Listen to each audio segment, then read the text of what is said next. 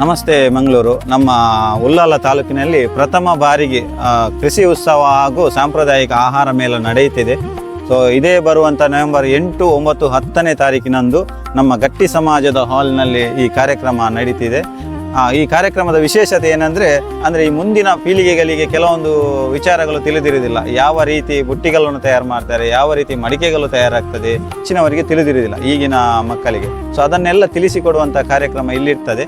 ಅದೇ ರೀತಿ ಕೃಷಿಗೆ ಸಂಬಂಧಪಟ್ಟಂಥ ಸಲಕರಣೆಗಳಾಗಲಿ, ಮಿಷನರಿಗಳಾಗಲಿ, ಅದೇ ರೀತಿ ಹೂವಿನ ಗಿಡಗಳು, ಹೂವಿನ ಬೀಜಗಳು, ತರಕಾರಿ ಗಿಡಗಳು, ತರಕಾರಿ ಬೀಜಗಳು, ಕೃಷಿಗೆ ಸಂಬಂಧಪಟ್ಟಂಥ ಎಲ್ಲ ವಸ್ತುಗಳ ಪ್ರದರ್ಶನ ಕೂಡ ಇದೆ, ಮಾರಾಟ ಕೂಡ ಇರ್ತದೆ.